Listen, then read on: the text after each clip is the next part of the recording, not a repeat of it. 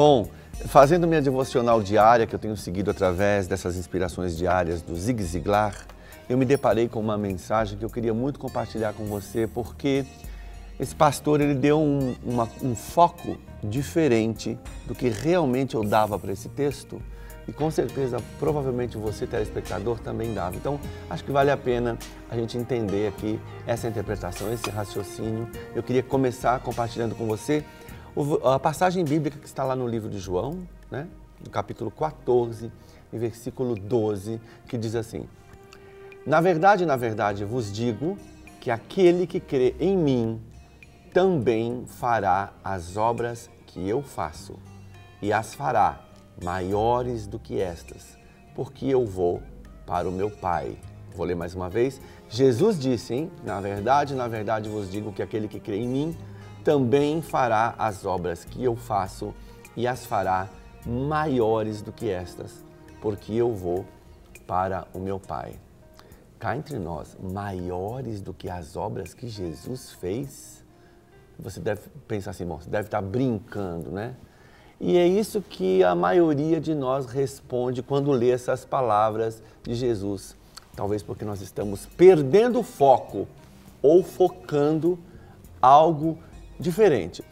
Pensa comigo, talvez você esteja pensando a respeito de curar enfermos, de dar visão aos cegos, caminhar sobre as águas, expulsar demônios, né? Ressuscitar os mortos. Aí você fala assim, só pode estar brincando, fazer coisas maiores do que essa. Bom, Jesus não estava dizendo que faríamos mais coisas desse tipo do que ele fez. Nisso que você pensa quando lê o versículo, não é isso assim que você pensa? Não, curar enfermos, né? Como é que eu vou fazer coisas maiores do que o próprio Jesus? É o tipo do texto difícil, né? De interpretação. Todos nós, quando a gente pega esse texto, falamos, meu Deus, o que é que nós vamos fazer, né? Jesus falou que a gente faria obras maiores que ele, sempre a gente pensa obras desse tipo mesmo. Ressuscitar morto, curar enfermo. Então, sempre que eu li esse versículo, Cássio, eu sempre tive essa interpretação, né? E eu fiquei assim impactado quando eu vi essa outra percepção. Pensa comigo, você acha que esses foram os principais motivos pelo qual Jesus veio ao mundo? Ele veio para curar, para expulsar, para ressuscitar. Qual foi a obra principal que Jesus fez? Ele levou a palavra de Deus às pessoas. Jesus veio para comunicar as incríveis boas novas do perdão, amor, aceitação de um Deus a um mundo perdido e agonizante. Então, está melhorando aí o seu foco? Está mudando sua forma de pensar? Onde que Jesus fez isso? Durante a sua breve vida aqui na Terra. Jesus foi confinado, pensa bem, a um pequeno pedaço de território, apenas alguns quilômetros de uma cidade para outra, da longínqua, é Filistia que se fala, né? Ou é Filístia? Eu já ouvi alguns falando Filístia, né?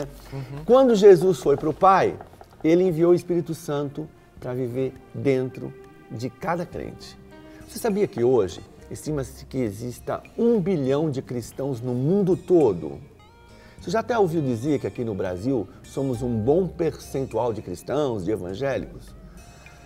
Bom, com a direção do Espírito Santo e o poder de transformação de vida, Deus nos usa para levar a palavra de Deus para mais pessoas no mundo todo do que Jesus encontrou lá na pequena Filistia. Sabia disso? Esse sim é o foco da argumentação de Jesus.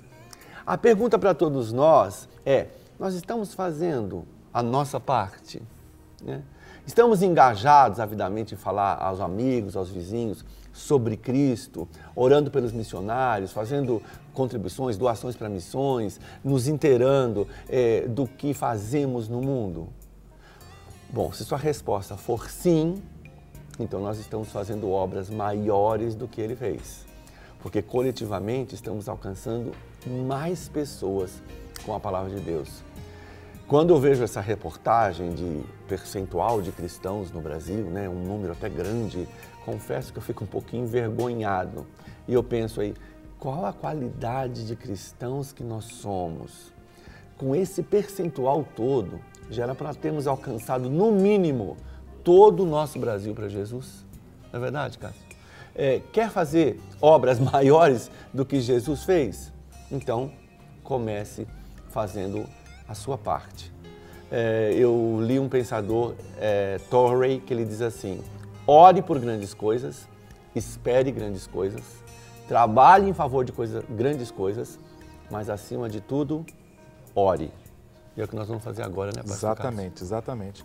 É uma interpretação muito interessante do texto e muito coerente. Coerente, não é? Muito coerente. Pensar que quando Jesus falou isso, realmente o mundo conhecido era até menor do que o mundo que nós conhecemos hoje. E poucos homens ali ganharam aquele povo, né? E obedeceram. E os discípulos. Eu acho que eles entenderam, né, tio? Eles entenderam o recado de Jesus. As obras maiores, eles pensaram, é isso que ele quer. É levar o reino de Deus. Interessante estar falando, né? Não quero pregar em cima da sua pregação, não, mas contribui, mas por eu estou favor. pensando assim, logo em Atos 1:8, antes, né, da vinda do Espírito Santo, quando Jesus falou, olha, vocês vão receber o Espírito e serão o quê? Minhas testemunhas, Jerusalém, Samaria, até os confins da terra. Essa era a obra. Ele já deu a dica ali, olha, essas obras, e Deus está fazendo isso através da igreja, né, tio? Graças a Deus. Deus tem enviado missionários, enviou aqui para o Brasil e enviado missionários para diversos grupos de pessoas. Tanto que tem o tio Uli aqui, que dedicou a vida dele, né, entre aspas, sacrificou a profissão, mas se dedicou a alcançar crianças, né? E quantos missionários de crianças, quantos missionários entre os povos, entre os ciganos, entre os mendigos, não é isso? Verdade. E a gente tem visto aí, né, o que os cristãos em outros países têm sofrido, por quem tem entendido, né, esse fazer obras maiores do que Jesus, sem contar com a política do país, com as perseguições. Muitas vezes a gente lê algumas notícias que a nossa consciência não combina com o que a gente vive, né? A liberdade, olha, a gente pode ter um canal de televisão 24 horas falando do amor de Deus, onde as pessoas se reúnem num subterrâneo em outros países, são perseguidas, igrejas queimadas, pessoas decapitadas. A gente, com o poder da mídia e da internet, a gente começa a pensar que isso nem é verdade.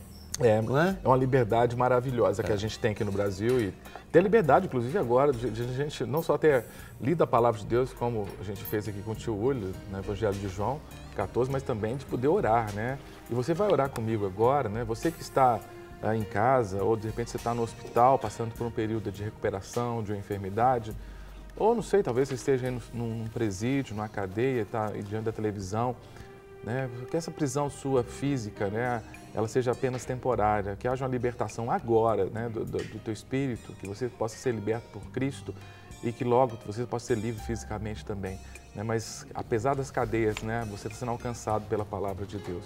E vamos orar, né? Deus está em todos os lugares. Amém. E Ele nos ouve. Pai, muito obrigado pelo texto da Tua palavra que foi lido, porque ela veio do Senhor. E te louvamos, Deus, porque quando a gente conhece a Teu Filho Jesus, esse texto, que antes era tão frio, ele é aquecido pelo Teu Espírito. É verdade, Senhor. Quando a gente ouve isso, que Jesus disse ali no Evangelho de João, de que a gente faria obras maiores que a do Senhor, a gente reconhece, Deus, que como igreja, como Teu corpo, nós podemos realmente ter esse alcance, Amém. Um alcance geográfico, Sim, meu Deus. um alcance em termos sociais, que não foi possível para o Teu Filho Jesus Cristo enquanto esteve aqui, porque Ele foi homem. Verdade. Né? E com as limitações humanas, Ele alcançou aquele povo ali, né? Na região que Ele viveu, na Galileia, lá em Jerusalém, na Judéia. Mas Ele mesmo disse, Deus, que era para a gente ir para Samaria, até os confins da terra. Oh, Senhor. E estamos, ó Deus, como Tua igreja, tentando fazer isso. Eu quero agradecer ao Senhor. Sim, te agradeço. Pelos meus irmãos, minhas irmãs, que estão cumprindo isso em lugares tão distantes daqui do Brasil. Pai, cuida deles. Eu quero lembrar dos meus irmãos do Níger, Pai. Pai. Ó Deus, que sofreram perseguições, pessoas, irmãos nossos, Deus, foram até mortos agora nessa avalanche de reação islâmica. Oh, Senhor. Tu sabes, Deus, que igrejas do Senhor foram queimadas, Bíblias foram rasgadas. Oh, Senhor. Esses irmãos estão sendo agora perseguidos, estão escondidos. Que o Senhor os alcance, Amém. Sim, os conforte, porque eles estão passando por isso, porque estão pagando o preço de obedecerem ao Senhor. Sim, sim. E eu sei que é o Senhor que vai confortá-los e fortalecê-los. Amém. Aqueles que estão agora entre os índios, Deus, isolados, sem ajudas tecnológicas, mas Deus. com a ajuda imprescindível e essencial do Teu Santo Espírito. Obrigado. Abençoe esses irmãos, essas irmãs que estão indo fazer essas obras. Esses lugares estão distantes. Sim. Te louvamos por aqueles como o tio Uli, que tem trabalhado com as crianças. Amém, abençoa. Obrigado, Deus, porque esse ministério é tão valioso, é tão precioso. Obrigado, e a cada geração cada a gente vê os frutos do ministério entre crianças. É verdade. Em nome de Jesus, te agradeço por cada professora, professor de escola dominical. Sim, meu Deus. Por cada missionário, missionária de criança. Por cada missão que trabalha com crianças, como a PEC e tantas outras, ó Deus. Cada uma delas. Abençoe todos esses missionários. Sim, meu Pai. Aqueles que trabalham com povos discriminados, como ciganos, ó Deus. Pai. Que o Senhor abençoe cada irmão, cada irmã. Sim, sim. E coloca nos nossos corações essa consciência de que o Senhor, ó Deus, teu Filho Jesus Cristo, quando foi, nos deixou aqui com essa missão. Ó Deus, de sermos testemunhas dele. Amém. E queremos cumprir, Deus, essa grande comissão. Nos abençoa, nos capacita. Sim. Não deixe, Deus, que a gente se acomode. Verdade. Não deixe que a gente descanse, Deus, sobre as bênçãos que temos no Brasil por sermos uma nação livre. Com a tecnologia a nosso dispor, com a liberdade que temos aqui agora, de estar diante da TV, falando do Senhor, orando, pela internet, pelas ondas da TV, Deus, por um cabo, ó Deus. Isso é muito bom, mas não deixe que a gente fique acomodado. Não, Senhor. Mas que a gente possa valorizar isso e usar o máximo possível para assim cumprir o teu chamado. Amém. Muito obrigado pela tua palavra. Deus, muito obrigado. Restaura, Pai, dentro do meu coração, dentro do coração da minha irmã, do meu irmão, esse amor pela tua palavra. Sim, meu Pai. Essa sede, Deus. Restaura o primeiro amor. Sim, meu Deus. Não deixe que a gente se acostume com isso. Não. Que seja apenas mais um momento, mais um livro que a gente está lendo. Não. Que a gente possa mesmo agora absorver a palavra do Senhor no nosso coração e obedecê-la e viver por ela e baseado nela. Amém. Muito obrigado. Obrigado, Deus. Senhor. Em nome de Jesus. Em nome de Jesus. Amém. Amém.